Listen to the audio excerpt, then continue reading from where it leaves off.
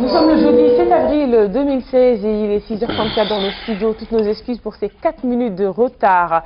Oui. Ce jeudi, au programme, vous aurez les buzz du net, les articles les mieux cités, mais surtout les plus lus sur Internet. Ça sera dans la deuxième partie avec Antasec à suivre absolument. Comme d'ailleurs à suivre dans la première partie, la chronique enfance. Jeanne revient ce matin, comme vous le savez, tous les jeudis avec les enfants. Mais aujourd'hui, vous allez découvrir un petit peu comment les enfants appréhendent l'actualité. Vous savez, le défilé du 4 avril fait encore parler de lui. Alors comment justement les enfants ont vécu ce défilé, mais surtout qu'est-ce qu'ils retiennent de tout cela? On verra ça avec Jeanne, c'est l'objet de sa chronique de ce matin. Ce matin, nous sommes le 7 avril et c'est la journée mondiale de la santé.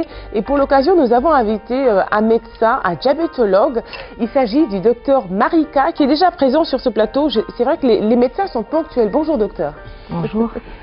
Merci d'avoir accepté notre invitation. On essaie d'être ponctuel, effectivement. Oui. Alors, la journée mondiale de la santé, cette année, a décidé de parler du diabète. J'allais dire que ça vient à point nommé. Oui, ça vient à point nommé. Et c'est la première fois d'ailleurs que l'Organisation mondiale de la santé décide de célébrer cette journée mondiale de la santé et de parler d'une maladie non transmissible. Donc, c'est la première fois qu'on parle de ce genre de maladie et ça commence par le diabète. Parce qu'aujourd'hui, on peut considérer que le diabète est l'épidémie, l'endémie, la pandémie de notre siècle.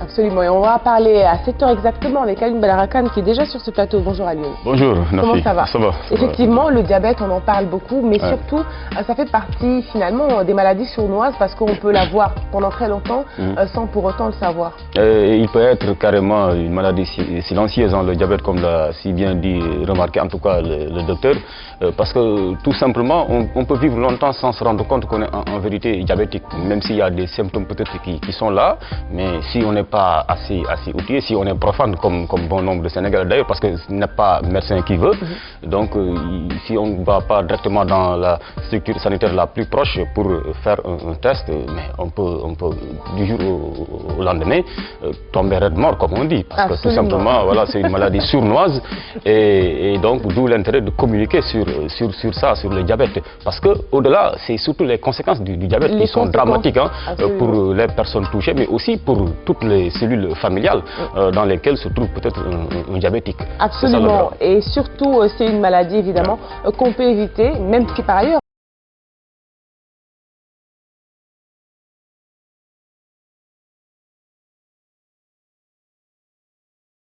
Vraiment le terrain de diabétique ne s'exprime que quand il y a des facteurs environnementaux.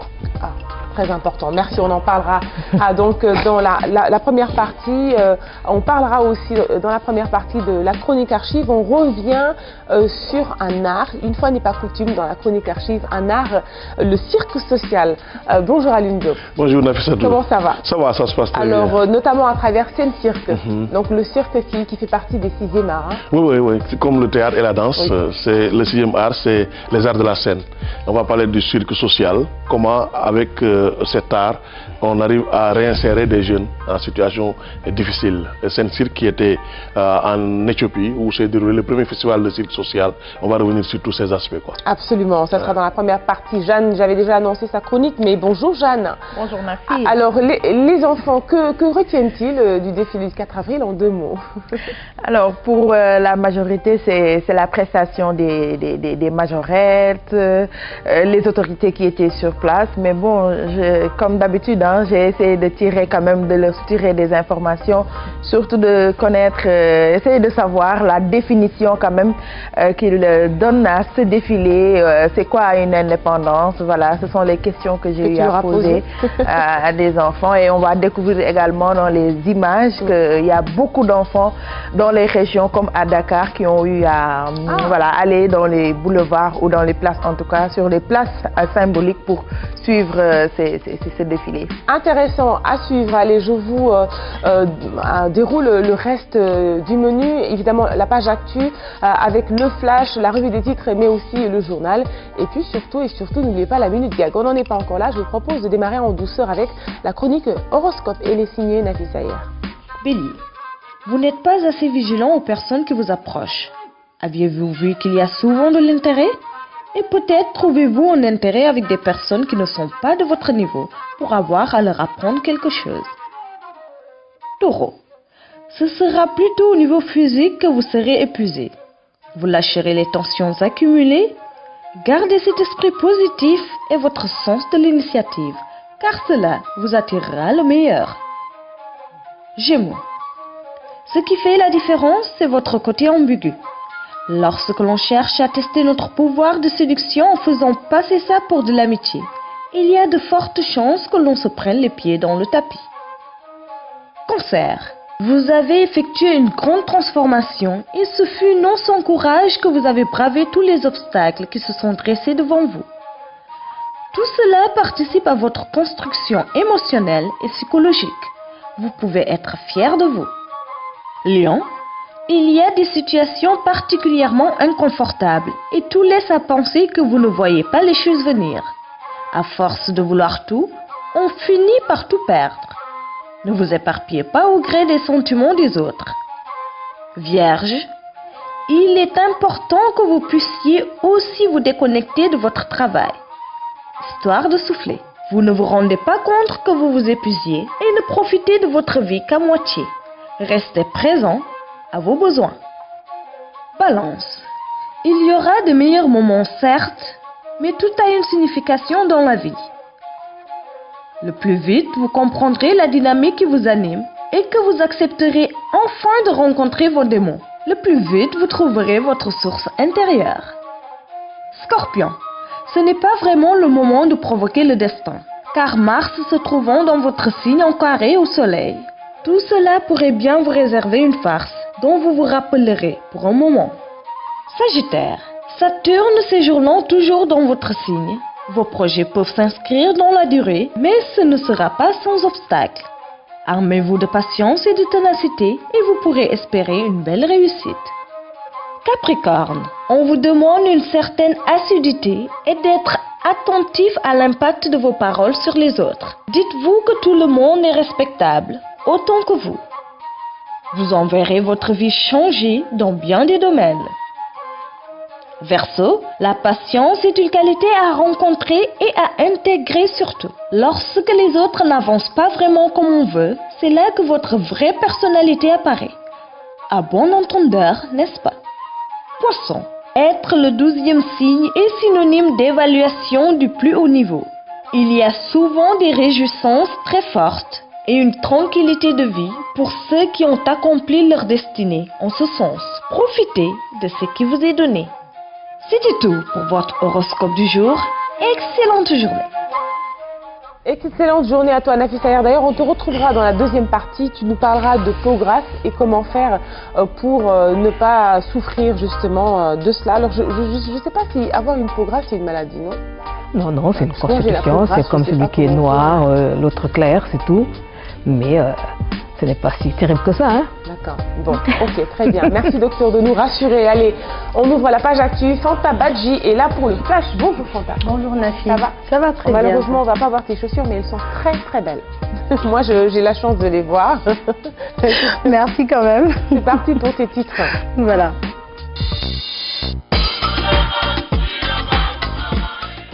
Bonjour à toutes et à tous et bienvenue. Et c'est parti pour les titres de ce jeudi. Réapparition du virus Ebola dans la sous-région. Le Sénégal sonne l'alerte. Un centre de prise en charge est mis en place à l'hôpital de Fann. Au niveau des frontières, la surveillance est accrue et le centre des opérations et des urgences sanitaires coordonne le dispositif d'alerte. Au centre hospitalier de Fann, tout est en place pour faire face à d'éventuels cas. Vous aurez plus de précisions tout à l'heure dans le journal. Et puis le mois de la prévention a été lancé hier. Le thème de cette année est Journée africaine de la prévention, 20 ans au service de la santé et la sécurité, au service de la santé et la sécurité au travail, bilan et perspective. Au Sénégal, les accidents de travail et les maladies professionnelles ont relativement baissé. Ils sont passés de 2219 cas en 2014 à 1786 cas en 2015. Et puis ce jeudi sera effectuée la pose de la première pierre de l'arène nationale, une infrastructure de 22 000 places qui va coûter 31 milliards de francs CFA. Le projet est le fruit de la coopération sino-sénégalaise. L'arène, qui sera ultra moderne, sera implantée au cœur de la banlieue dans le nouveau centre urbain de Pikine. Voilà pour les titres qui seront développés. Ce sera tout à l'heure dans 45 minutes. Merci beaucoup Fanta pour tes titres. Allez, on poursuit cette page actu avec la revue des titres.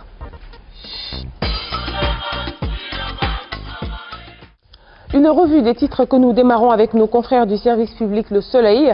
Et ce titre, revalorisation mensuelle et mensualisation des pensions de retraite. Macky Sall demande l'ouverture des concertations. D'abord, il faut évaluer le pacte de stabilité sociale et d'émergence économique, nous disent nos confrères du Soleil. Et puis aussi accorder une priorité au civisme. Enfin, finaliser les procédures de liquidation des entreprises en difficulté. C'est vrai que c'est une autre, finalement, c'est une autre donne, hein, parce que avant c'était plutôt par trimestre, et là c'est la mensualisation, c'est une autre vie peut-être qui commence pour les retraités. Mais une autre vie, ils méritent vraiment ce traitement en tout cas, parce que tout simplement ils ont donné le meilleur d'eux-mêmes à notre nation. Ils ont travaillé pour que le Sénégal puisse aujourd'hui devenir un État respecté, avec des institutions fortes, solides, et ça fend le cœur quand on les voit des fois battre le macadam pour réclamer vraiment voilà, une meilleure pension.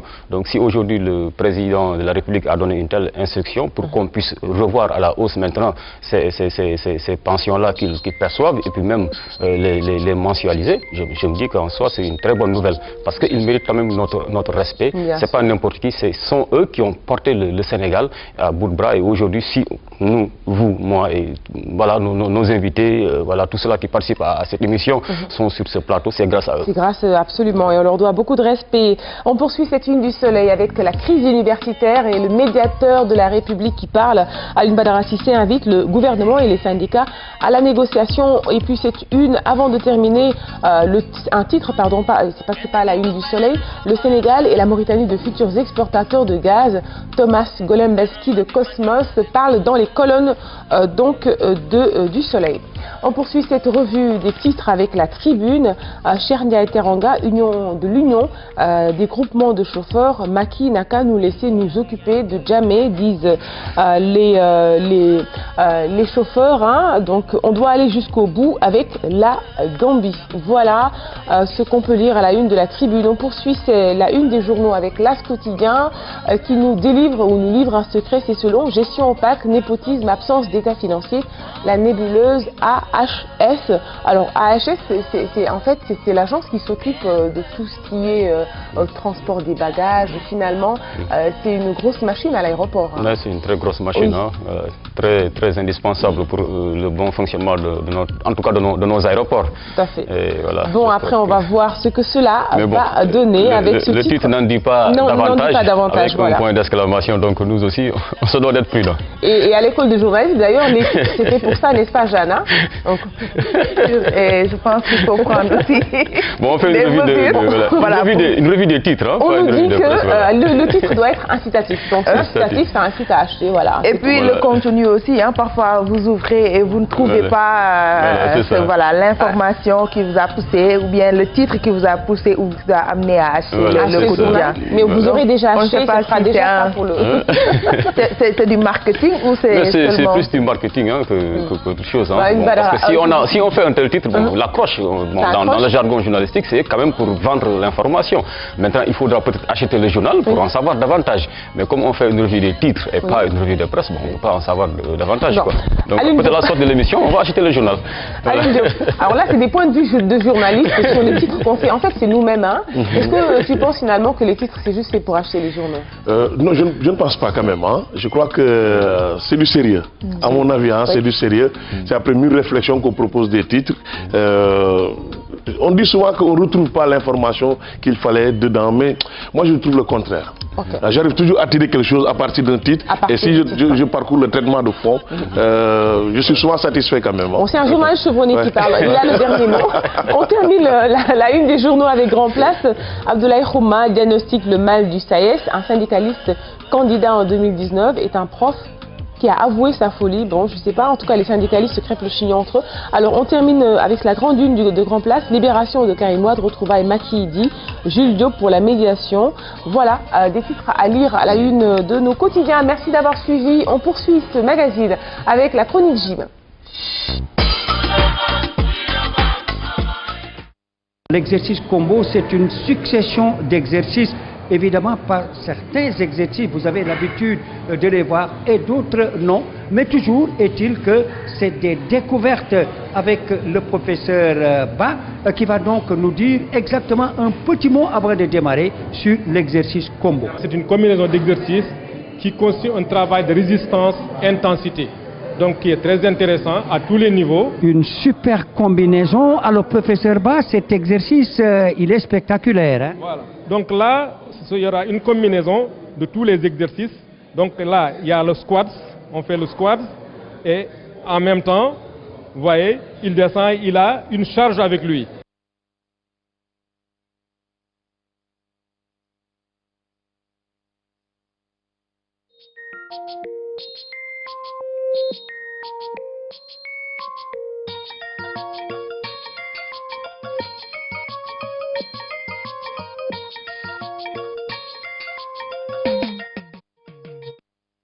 Allez, et ça repart avec cette autre variante.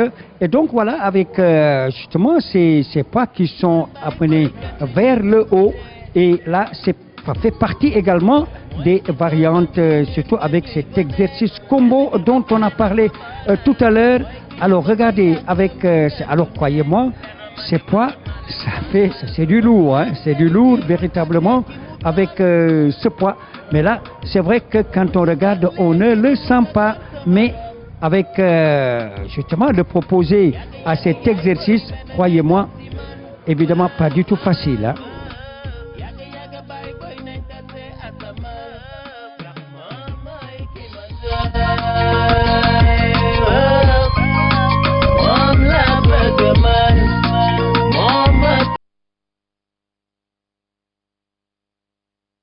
Téléspectateurs, amis de Kenkeliba, voyez, avec justement cette pléiade d'exercices que nous a proposé le professeur Ba. Voilà, merci beaucoup coach, on retrouve avec beaucoup de plaisir dans le courant de la semaine et puis surtout la semaine prochaine. Alors il vous réserve une bonne surprise du côté du nord du pays. Je vous en dirai un peu plus dans la deuxième partie. Allez, on enchaîne les chroniques avec la chronique enfance et tout de suite avec Jeanne.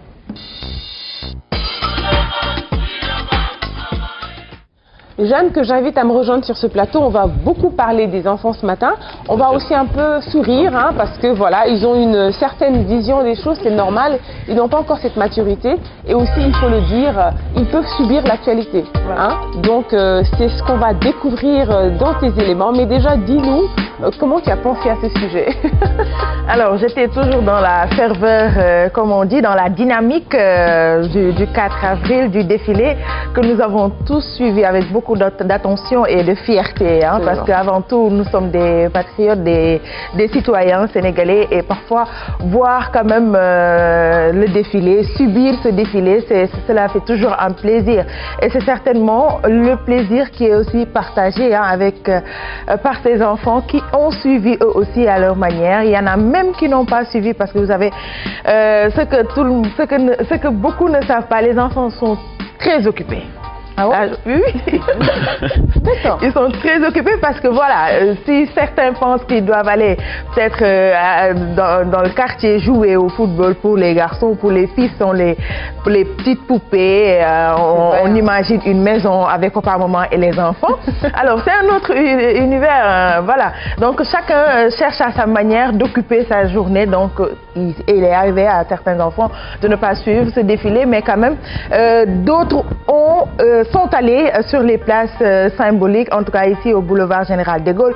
On va découvrir en images tous ces enfants qui se sont rendus à la place de l'Obélisque pour suivre ce défilé. Au lieu d'un poste téléviseur, ils ont préféré quand même se rendre sur les lieux. Et pour ceux qui habitent, pour les riverains pratiquement, ils sont avec soit papa, maman, un grand frère ou tout simplement une sœur pour suivre ce défilé. Ils ont apprécié. La petite demande, malheureusement la grande est à côté, apprécie, chercher à avoir une information, mais quand même ils apprécient chacun, petite fille comme petit garçon. On apprécie, on esquisse des pas de danse parce que tout simplement, voilà, on saute de joie également parce que tout simplement, on voit les militaires passer, on voit également les civils avec la prestation des majorettes. Il y a également les deux écoles, Kennedy et Notre-Dame, oui, voilà, qui ont fait pratiquement une très belle prestation des majorettes. Donc certainement ce sont des enfants même qui rêvent de devenir, en tout cas pour les filles, rêvent de devenir majorettes, mais il faudra avoir au moins 12 de moyenne. Absolument, donc, et figurer au tableau d'honneur. Je pense que Massamba Thian a vraiment fait le focus sur cela, que ces enfants fassent des efforts à l'école pour pouvoir quand même tenir ce bâton et esquisser ces pas de danse. Donc, dans les régions également, c'était pratiquement le même décor.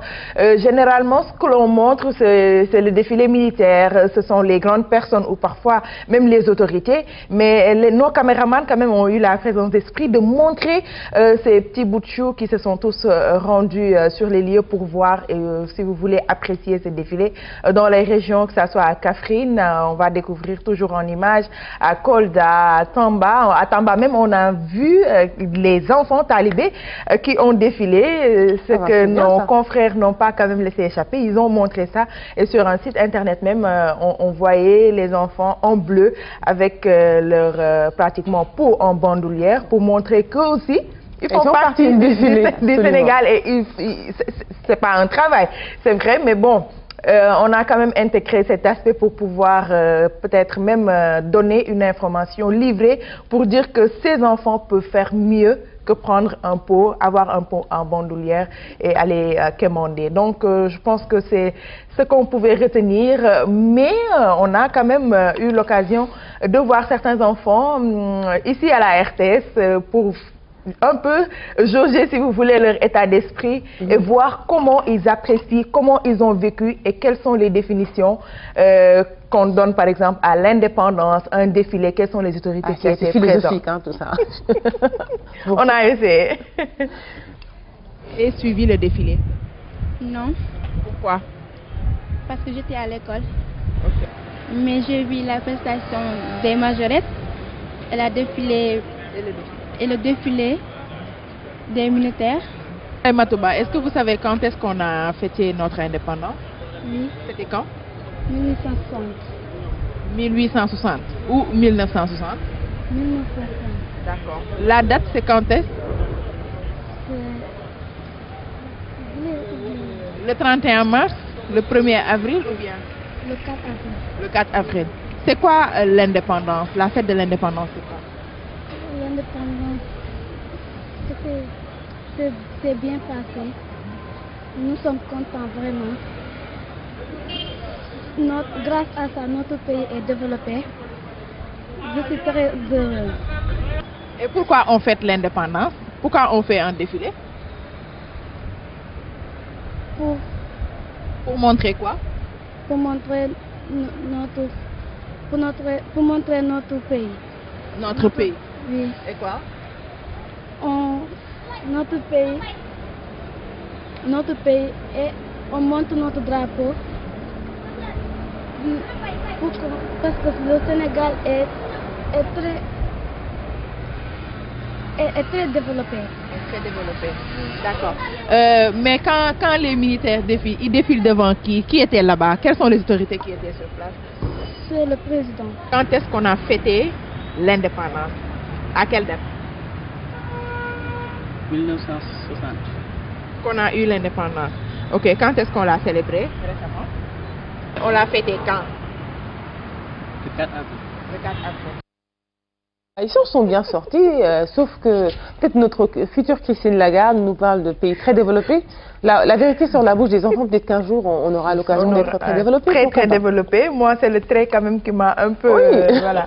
Parce que je pense qu'on est peut-être développé, mais pas très développé. Pas très développé. C'est son vœu, comme elle le dit.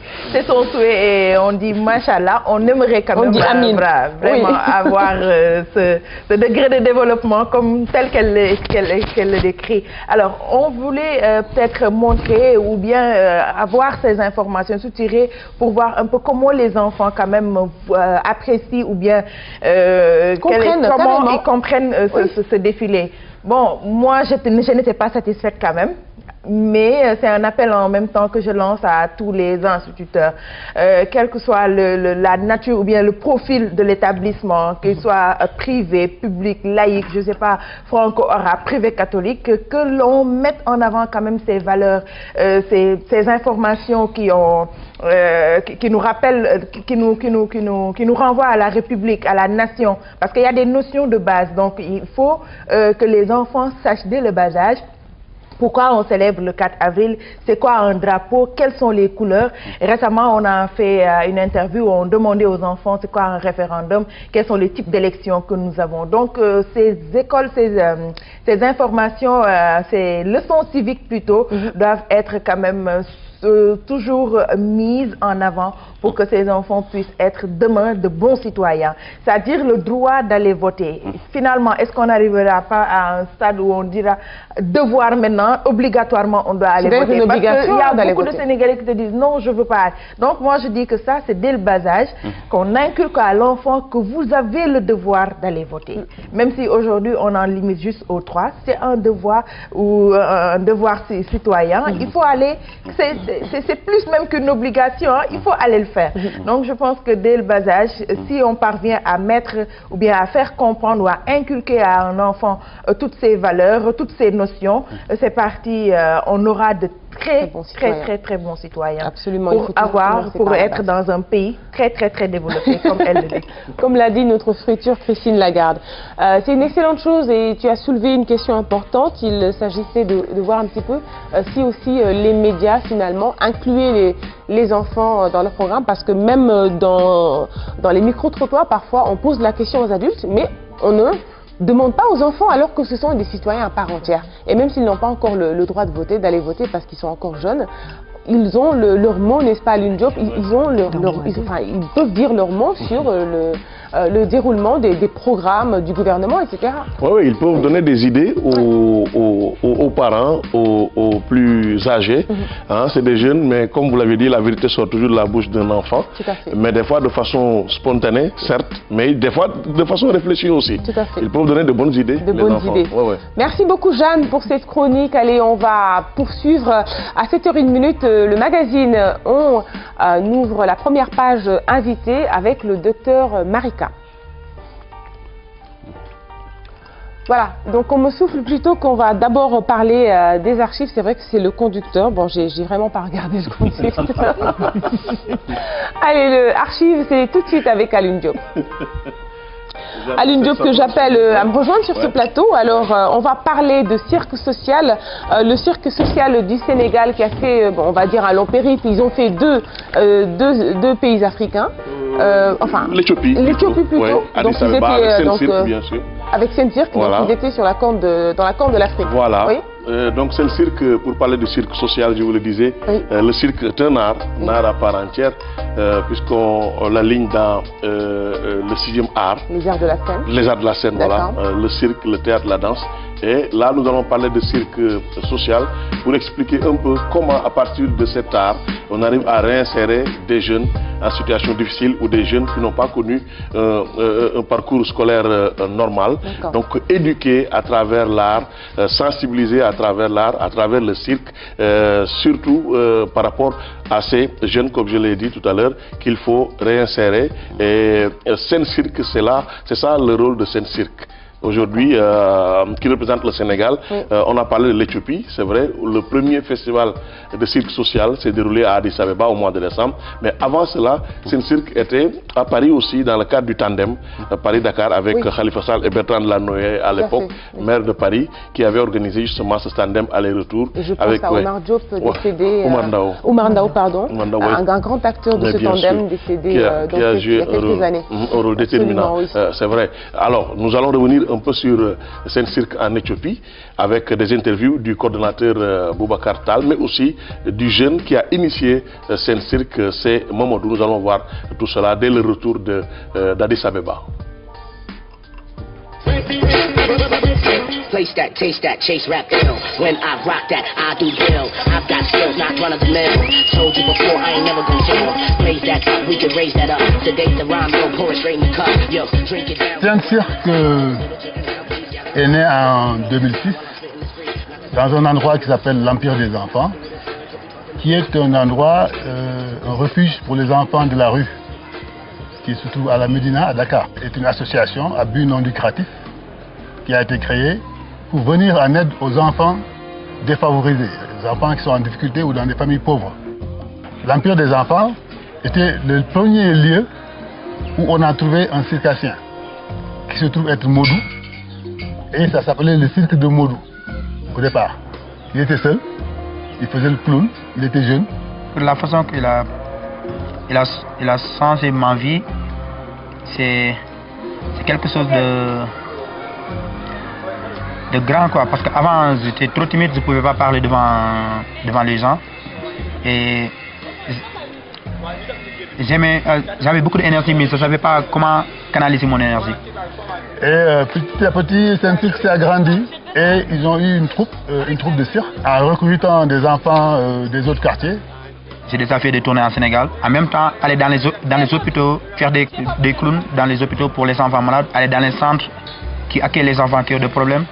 En même temps, donner des cours de cirque pour eux.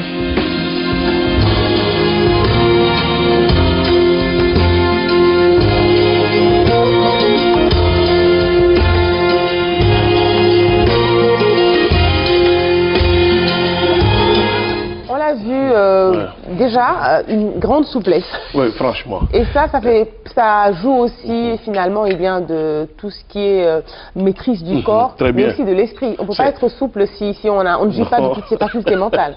Tout à fait, Nafi, c'est artistique ce que vous venez de dire. Et puis c'est normal, je crois que l'art c'est dans l'esprit, mais aussi physiquement.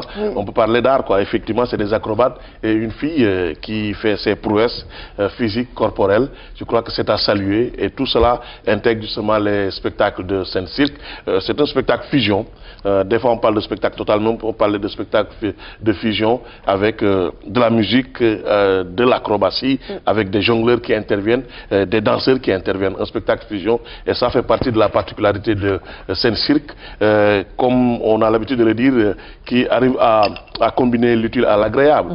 Ils font plaisir aux gens, mais ils sensibilisent toujours dans le cadre de la citoyenneté, dans le cadre de la culture, de la paix. C'est des jeunes, mais ils ont leur message assez pertinent qu'ils ne cessent de vulgariser dans toutes leurs prestations. Évidemment, il faudrait aussi retenir, et d'ailleurs tu l'as dit dans ton propos, le rôle de socialisation que jouent finalement les arts de la scène, mais surtout aussi le cirque, parce qu'on l'oublie, on va au cirque, c'est vrai, peut-être parfois pour rire, mais aussi on n'oublie pas tout ce vecteur en fait qu'il regorge, ce vecteur social qu'il dégage en fait. C'est important, surtout des jeunes, peut-être on aurait dit que c'est fini pour eux, des enfants de la rue qu'on arrive à récupérer. Absolument. Je crois que c'est des modèles, c'est des modèles à suivre, c'est des modèles à encourager, et puis l'encadrement aussi avec des personnes qui ont une certaine expérience à tous les niveaux, qui ont travaillé pendant longtemps, qui ont fini par être des retraités, mais qui continuent à servir la nation à travers justement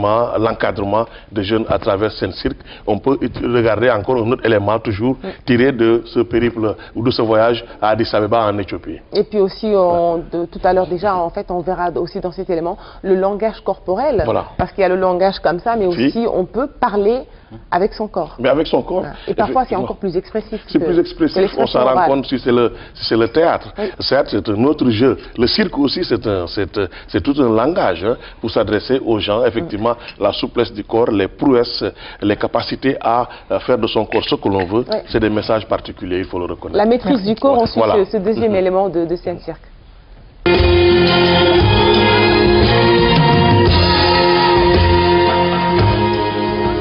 Scène-cirque est une école de cirque. Parce que le cirque est un programme éducatif. Et j'ai voulu introduire donc des compétences en matière de citoyenneté, des compétences en matière de culture de la paix, 3 compétences, apprendre à travailler ensemble, coopérer pour atteindre un objectif, apprendre à être autonome individuellement. Il y a la compétence de participation publique, donc c'est les messages qu'ils donnent quand ils font leur show pour montrer aux gens, ou bien sensibiliser les gens sur les questions d'ordre public. On fait du cirque pour passer des messages au public, quoi, pour le faire rire. Parce qu'il y a des gens qui travaillent toute la journée, maintenant ils sont fatigués, ils ne rigolent pas dans leur travail, c'est nul. Maintenant quand ils viennent regarder le cirque, ils rigolent, on est en train de le faire rêver. Parce qu'on est en train de le montrer, être humain, qu'est-ce qu'il est capable de faire. Et pour moi, c'est ça la vie. La vie, on n'a pas besoin de faire la guerre ou bien faire des corruptions. Non, on n'a pas besoin de faire ça. C'est de travailler et amuser. Et l'amour, c'est ça la vie, pour moi.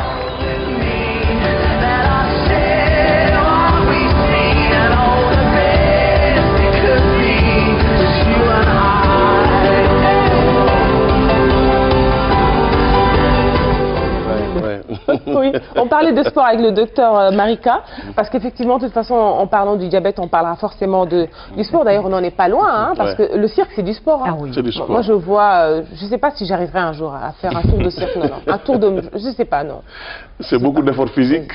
C'est vrai, même pour les jongleurs, je crois, c'est beaucoup d'efforts physiques. On peut dire que c'est carrément du sport. Hein. Oui, c'est du sport. Et docteur, en fait, vous disiez beaucoup de bienfaits du sport, d'ailleurs. Vous pouvez continuer.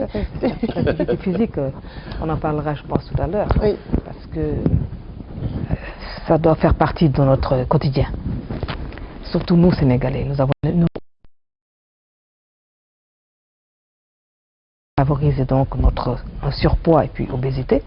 Et c'est ça le lit de ces maladies, diabète, hypertension, même certains cancers. Certains cancers, oh là là. Bon, de toute façon, vous êtes là ce matin pour déjà nous essayer de nous freiner, parce que c'est vrai que, surtout avec le tchéboudion, le bol sénégalais, le tchéboudion, moi quand je commence, je ne peux m'arrêter qu'au moutiat. Donc franchement, le moutiat, c'est un secret des Sénégalais, on vous en parlera dans la chronique invitée. Merci beaucoup à Lune. Merci, merci. Pour ce sujet, scène-cirque, mais surtout comment le cirque peut participer, peut contribuer justement à la socialisation, notamment avec les enfants de la rue. Merci beaucoup à Lune. On se retrouve, Inch'Allah, dans quelques jours, le temps justement de faire l'anniversaire de Kenkeliba. C'est ce mois d'avril. Ouais. Bon, c'est pas timide, on vous dira pourquoi. On a vraiment préféré donc attendre que ça soit là pour en parler. Ça sera tout à l'heure. Merci à Lune. À 7h, quoi, il est 7h11, on ouvre la page invitée avec le docteur Marika qui est déjà sur ce plateau.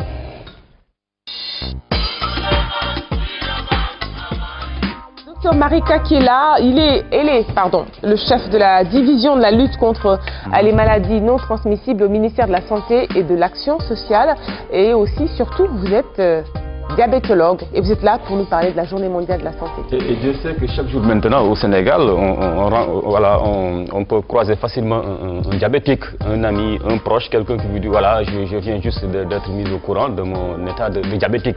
Pour vous dire combien ce fléau-là est devenu prégnant au Sénégal.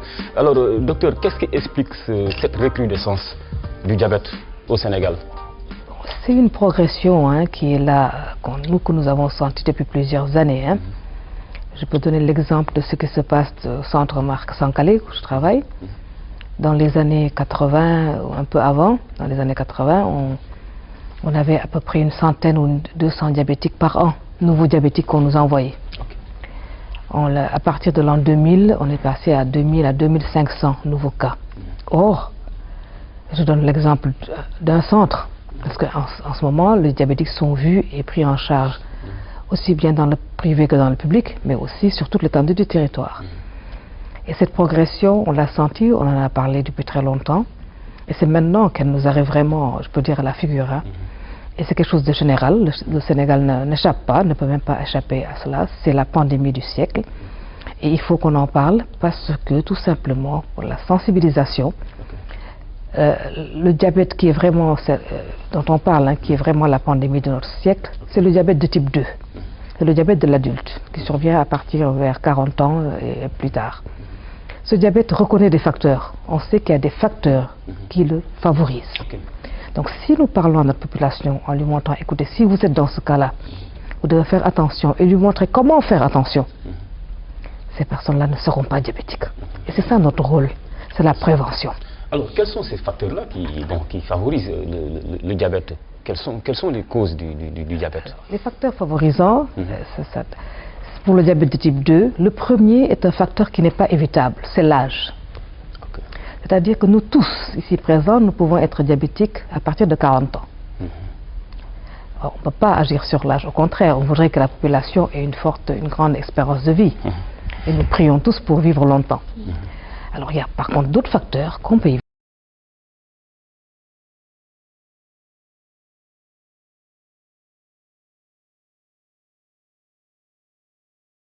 Vraiment du diabète. Or, le surpoids, l'obésité, deux facteurs les favorisent. On prend du poids quand on est sédentaire, c'est-à-dire qu'on ne bouge pas beaucoup, et qu'on mange d'abord en qualité, c'est-à-dire une nourriture riche en sucre et en graisse, et ça c'est notre cas, et qu'on mange aussi de grandes quantités, surtout quand la nourriture est riche en sucre et en graisse et qu'on en mange beaucoup. Nafissatou parlait tout à l'heure de tiboudienne. Notre tiboudienne n'a rien de mauvais. Hein.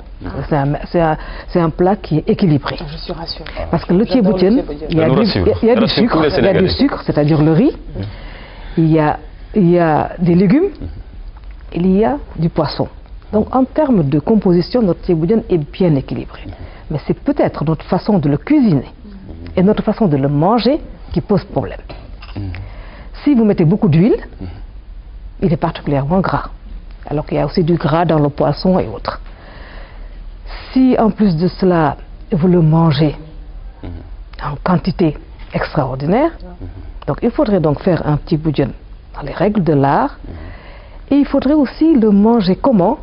Nous ne mangeons pas au Sénégal les légumes que nous cuisinons. Je ne sais pas si vous faites attention dans les maisons, le bol qu'on a mangé, souvent, à la fin du repas, voilà, il y a les légumes et les os, après le motiat, n'est-ce pas? Et souvent les légumes aussi sont mal cuits. Ensuite, les légumes sont cuits trop longtemps dans notre tiboudienne.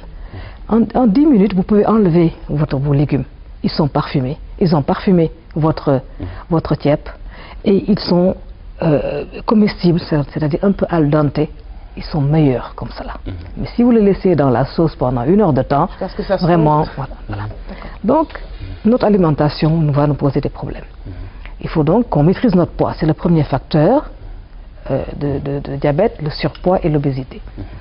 Le deuxième facteur, c'est l'hérédité. On a plus de risques de devenir diabétique si on a un père, une mère ou un frère ou une sœur de même père et de même mère diabétique. Mais si son mari est diabétique, c'est pas... Voilà. Non, le mari, non. Vraiment, le mari... Parce que le diabète est une maladie non transmissible. Elle n'est pas transmissible. Il y a un terrain génétique. Il y a un terrain génétique. Ces gènes-là ne vont s'exprimer que si vous leur donnez ce dont ils ont besoin.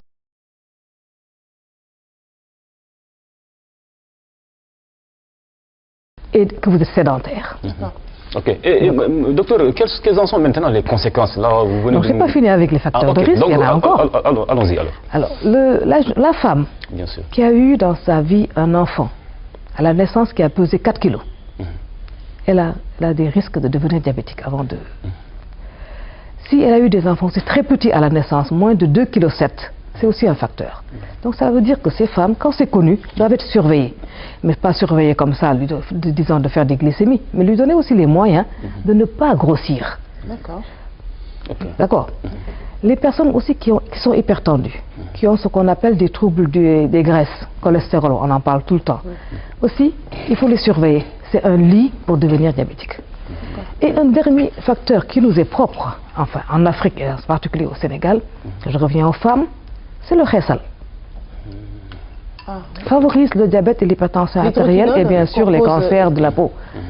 Parce que quand c'est des médicaments qu'elles utilisent, en particulier les corticoïdes, dans leurs produits cosmétiques, c'est vendu comme ça, et qu'elles utilisent sur une grande surface corporelle, c'est-à-dire elles le mettent partout pour avoir un teint uniforme.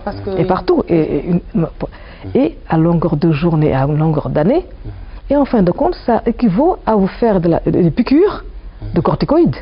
Or, les corticoïdes, on sait que ce sont des médicaments qui, et surtout si vous avez déjà un terrain familial ou autre, ou une prédisposition, ces femmes-là finiront diabétiques. Et ça, ce n'est pas bien connu, on n'en parle pas assez. Pas du tout. Voilà. Alors, il y a des études en scientifique, maintenant, je ne sais pas si on doit leur accorder du crédit, qui disent qu'en fait, sur le plan génétique, nous, Africains, en tout cas, surtout en Afrique au sud du Sahara, on est prédisposés à être diabétique. Est-ce que cela est vrai? Alors, il y a une partie de vrai. Vous savez, l'organisme est fait de telle manière que nos cellules retiennent ce qu'on a l'habitude de leur donner. Quand on a eu une insuffisance alimentaire, c'est-à-dire, je parle un peu de pauvreté ou de personnes qui sont démunies, qui ont tendance à manger mal, leurs cellules, on a l'impression, pour le dire de manière très, très facile à comprendre, les cellules gardent en mémoire cet état. Alors, quand vous les mettez après dans des situations dans lesquelles elles mangent, ces personnes vont manger un peu plus. C'est comme si ces cellules qui s'étaient formatées pour avoir un peu, maintenant vous leur donnez beaucoup, ben, elles se développent. D'accord. Et c'est cette propension aussi à amener ce surpoids et cette obésité. Et ça, c'est même du point de vue génétique, du point de vue biochimique, de biologie moléculaire, ça va même jusqu'à l'enfant qui est dans le ventre de sa mère et que sa mère ne mange pas bien ou ne mange pas correctement. Cet enfant-là, ces cellules gardent ceci en mémoire. Quand il sera né et qu'il va être dans de meilleures conditions, cet enfant, il va vivre mieux que sa mère, risque de devenir diabétique à un certain moment donné. Et c'est pas le diabète de la femme enceinte, non, ça n'a rien à voir? Non, ça n'a rien à voir. Ça, c'est un diabète assez particulier qui apparaît quand on est enceinte. Mais cette femme-là aussi, il faut les surveiller comme du lait sur le feu. Une femme qui a fait un diabète durant une grossesse, même si le diabète a disparu à la fin de la grossesse, risque dans sa vie de devenir diabétique. Qu'est-ce qui emmène ça, finalement, docteur? Excusez-moi. Alors, c'est des mécanismes relativement compliqués, mais c'est surtout la base est liée à ce qu'on appelle l'insulino-résistance, c'est-à-dire la résistance des tissus à l'action de l'insuline. Vous savez, nous avons tous cette insuline qui est sécrétée par notre pancréas, qui nous permet, quand on n'est pas diabétique, dès qu'on mange, c'est cette insuline qui nous envoie de l'insuline.